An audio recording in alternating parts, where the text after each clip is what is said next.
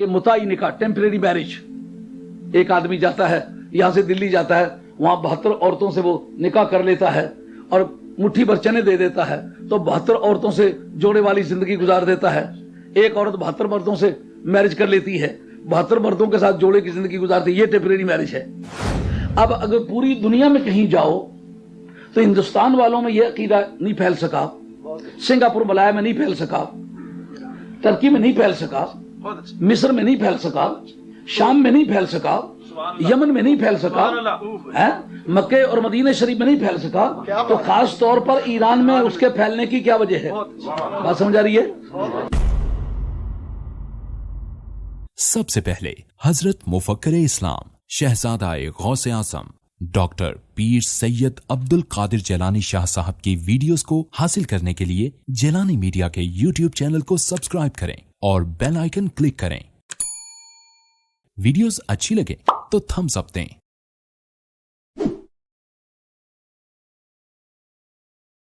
اس وقت جو میری سمجھ میں اس وقت دماغی حاضری ہے کہ عقائد کی بنیاد ہمارے علماء عقائد نے کس جستجو پہ کی ہے. انہوں نے کہا سب سے پہلے تو انہوں نے جغرافیائی طور پر یہ تقسیم کی ہے کہ کس ملک میں کون سا عقیدہ گیا اور کیوں گیا ہے, اور وہاں کے لوگوں نے کس عقیدے کا. مثلا اسلام میں بہت ساری چیزیں آتی ہیں, یہ بات ہم نے نہیں سنی ہوگی, یہ پاگلوں کی بھی کوئی بات سننے والی ہوتی ہے. ہاں, جغرافیائی بنیادوں پر بھی لوگوں نے دین کو قبول کیا ہے. جیسا متع اسلام میں ممنوع ہے, منسوخ ہو گیا ہے. حضرت عبداللہ بن مسعود رضی اللہ عنہ کے حدیث سے جو استدلال کیا جاتا ہے, علامہ بدر الدین زرکشی نے درجنوں کے حساب سے اس کے رد میں حدیث مرفوعہ صحیحہ پیش کی ہیں, اور آج تک مسلمانوں کا تواتر ہے کہ متعی نکاح ٹیمپریری میرج. ایک آدمی جاتا ہے یہاں سے دلی جاتا ہے, وہاں 72 عورتوں سے وہ نکاح کر لیتا ہے اور مٹھی بھر چنے دے دیتا ہے, تو 72 عورتوں سے جوڑے والی زندگی گزار دیتا ہے. ایک عورت 72 مردوں سے میرج کر لیتی ہے, 72 مردوں کے ساتھ جوڑے کی زندگی گزارتی ہے. یہ ٹیمپریری میرج ہے. یہ اسلام سے پہلے یہ جائز تھی. اسلام نے ابتدائی طور پر اس کو منع نہیں کیا, بعد میں منع کر دیا. اب اگر پوری دنیا میں کہیں جاؤ تو ہندوستان والوں میں یہ عقیدہ نہیں پھیل سکا, سنگاپور ملایا میں نہیں پھیل سکا, ترکی میں نہیں پھیل سکا, مصر میں نہیں پھیل سکا, شام میں نہیں پھیل سکا, یمن میں نہیں پھیل سکا, مکہ اور مدینہ شریف میں نہیں پھیل سکا, تو خاص طور پر ایران میں اس کے پھیلنے کی کیا وجہ ہے؟ بات سمجھ آ رہی ہے؟ کوئی شعر سورج نہیں پڑھ سکوں گا, کیونکہ آپ نے مجھے کہا ہے کہ پہاڑے سنا. اگر میں پہاڑے سنا تو اس میں نعرے کا کیا چانس ہوگا, شعر پڑھنے کا کیا چانس ہوگا؟ یہ تو 1 دونا 2 2 دونے 4 ہے, اس میں تو کوئی دلچسپی کی بات نہیں. ہاں, یہ انفارمیٹیو ہوگی, انفارمیٹیو بھی ہوگی, ریفارمیٹیو بھی ہوگی, اصلاح بھی کرے گی اور اطلاع بھی کرے گی, دونوں کام. لیکن یہ کہ اس میں آپ ہنسنے لگ جائیں یا رونے لگ جائیں یا کوئی شعر پڑھیں مزہ ہو جائے جھوم جائیں, یہ چانس اس میں نہیں ہے. بات ہے سمجھنے والی.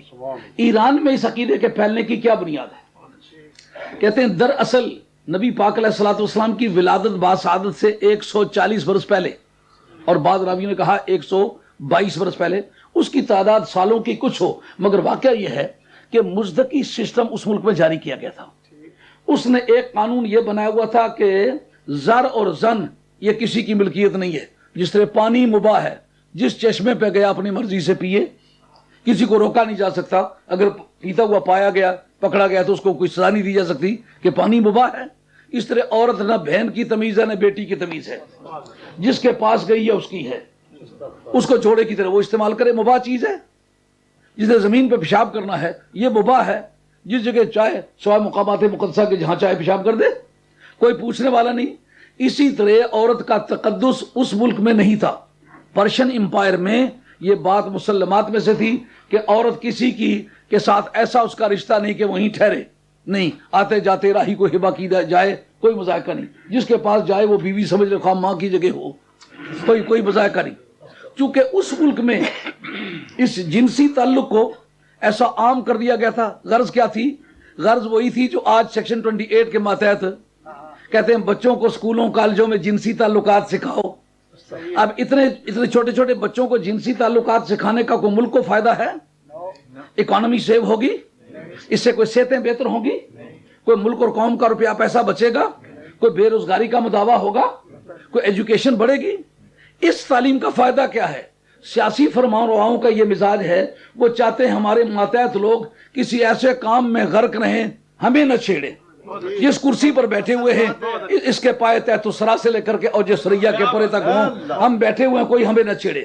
وہ سمجھتے ہیں نئی نسلوں کو جنسیات میں ایسا الجھا دو کہ وہ جس طرح جانور ایک دوسرے کے پیچھے پھرتے ہیں اس طرح یہ پھرتے رہیں، نہ یہ ہم سے چھیڑے نہ ہمارا اقتدار جائے، وغیرہ. اس میں کوئی فائدہ نہیں. اس کا بھی یہی سسٹم تھا. مزدق نے، وہ ایک سیاسی دانشور تھا، اس نے کہا جب تک ان کا دین و ایمان نہ لوٹا جائے، عورتوں کے ساتھ تعلقات کو عام نہ کر دیا جائے، اس وقت تک لوگوں کو سیاسی شعور سے بے خبر نہیں رکھا جا سکتا. اس بنیاد پر اس نے اس بات کو عام کر دیا. اب وہ متعی سسٹم پہلے سے وہاں چل رہا تھا، عورت کے بارے میں آزادی. اب جب اسلام وہاں پہنچا تو انسان اپنی فطرت میں خود غرض واقع ہوا ہے. انہوں نے دیکھا وہ کیا کام کریں جس سے ہماری سابقہ تہذیب بھی محفوظ رہے، ہماری آزادیاں بھی قائم رہیں اور ہم مسلمان بھی کہلائیں. یہ علاقائی ضرورتیں، سیاسی ضرورتوں کے لیے مذہبی پیشواؤں پر جو دباؤ ڈالا جاتا ہے جی آپ تھوڑی نرمی برتے، آپ بہت فنڈامنٹلسٹ ہیں، آپ بہت زبردست سخت آدمی ہیں، ذرا نرمی برتے. دیکھو ماڈرن دنیا میں سے آپ جا رہے ہیں، آپ وہ باتیں کرتے جو آج تو 200-400 برس پہلے کی تھی. اگر مجھ سے کوئی پوچھے تو میں کہتا ہوں آج سے 1500 برس پہلے کی جو تھی وہ باتیں کر رہا ہوں. 1400 برس سے زیادہ کا تقاضا میرے سامنے ہے. آئین نو سے لڑنا، طرز کوہن پہ اڑنا، منزل یہی کٹھن ہے قوموں کی زندگی میں. آج جو اس وقت آپ کے سامنے ٹرینٹی ہے، مسئلہ تثلیث، یہ مذہبی پیشواؤں کی فراخ دلی کی یادگار ہے. شاید آپ کو یہ پتا ہو کہ نہ ہو. بیزنٹیم، جس آدمی نے پہلی مرتبہ استنبول کی بنیاد رکھی اس کا نام بیزنٹیم تھا، اور یہ بیزنٹائن کے نام سے جو اس نے جگہ بنائی تھی، اس کا استنبول کا پہلا نام بیزنٹائن ہے. عیسیٰ علیہ السلام کی ولادت، بلکہ عیسیٰ علیہ السلام کی ولادت سے 660 برس پہلے اس نے بنیاد رکھی تھی. پھر جو کانسٹنٹائن اول آیا اس نے 330 میں، یعنی پورے 900 برس کے بعد، 990 برس کے بعد پھر اس نے اس کی تجدید کی. اس کا چونکہ اپنا نام تھا نا کانسٹنٹائن، اس نے اس کا نام کانسٹنٹینوپل، قسطنطنیہ اسی کا ترجمہ ہے، تعریب ہے اس کی، کانسٹنٹینوپل. یہ کانسٹنٹینوپل جب سے پہلی مرتبہ عیسائیوں کی میٹنگ ہوئی اس وقت اس نے کہا کہ یہ جتنے مولوی ہو تم بڑے سخت ہو یار. ایک کہتا ایک خدا ہے، دوسرا کہتا 2 خدا ہیں، تیسرا کہتا 3 خدا. ایک کہتے عیسیٰ علیہ السلام خدا کے بندے ہیں، ایک کہتا ہے خدا کے بیٹے ہیں، ایک کہتے ہیں مریم خدا کی بیوی ہیں. خدا اور یہ تینوں مل کر کے ایک خدا ہیں، یہ تینوں الگ الگ خدا ہیں. اس سے تمہارا بگڑتا کیا ہے؟ ایسے تمہیں کوئی عقل مند قسم کے آدمی نہیں ہے جو ان سب مسائل کو اکوموڈیٹ کریں، کیونکہ اس کی سیاسی غرض سب لوگوں کو اکٹھا کرنے سے بنتی تھی. اب جو کچھ پر دباؤ ڈالا، کچھ کو لالچ دیا، سارے اکٹھے ہو گئے، اس پر اجماع امت ہو گیا، کنسنسس ہے جی. وہ جتنے نیسٹورین، جیکوبین، ملکانین، وہ سارے کے سارے ملکانیہ، نستوریہ، یعقوبیہ سارے اکٹھے ہو گئے. سب نے مل کر کے کہا کوئی بڑی بات نہیں، لیکن دو گے کیا؟ یہ جو فنڈ ملتے ہیں یہ 2 من کا بستر لے کے چلتا ہے، مفت چلتا ہے. جنہوں نے ساری زندگی میں خدا کے نام کا کبھی تھیلی پہ تھوکا نہیں ہے، یہ آدمی یہاں سے امریکہ بستر باندھ کے چلا جائے، ہے کوئی تک؟ درجہ 4 کا ملازم ہو، 4 پھیرے ایک سال میں امریکہ کے کرے، ہے اس کے افورڈیبل بات ہے یہ اس کے لیے؟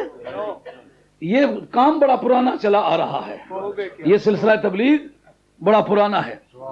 انہوں نے مل کے کہا جناب سارے یہ ایک جیسے ہیں، آج دارا ہے نا، سارے ہی ٹھیک ہیں، سارے مسلمان ہیں جی، یہ کلمہ پڑھ، سنی مت کہو، سارے ہی مسلمان ہیں. یار سارے مسلمان کہتے ہو تو مرزائیوں کو بھی تم شامل کرنا پڑے گا. جو حضرت صدیق اکبر رضی اللہ عنہ کو مسلمان نہیں سمجھتے ان کو بھی مسلمان سمجھنا پڑے گا. جو حیدر کرار کے اسلام کو نہیں مانتے ان کو بھی مسلمان نہ ماننا پڑے گا. تو پھر اس کا مطلب یہ ہے کفر تو دنیا میں رہا ہی کچھ نہیں ہے. توحید تو یہ ہے کہ خدا حشر میں کہہ دے یہ بندہ دو عالم سے خفا میرے لیے. اگر یہ کام اتنا ہی کھلا ہوتا تو نبی کریم علیہ الصلوۃ والسلام یہ فراخ دلی کیوں نہ برت سکے، نہ اپنے چچاؤں کو معاف کر سکے، نہ چچیروں کو معاف کر سکے، نہ خاندانی قرابت داروں کو معاف کر سکے، حتیٰ کہ راتوں رات اپنا وطن معلوم چھوڑنا پڑا انہوں نے کہا وطن چھوڑ سکتا ہوں, اپنا مشن نہیں چھوڑ سکتا ہوں.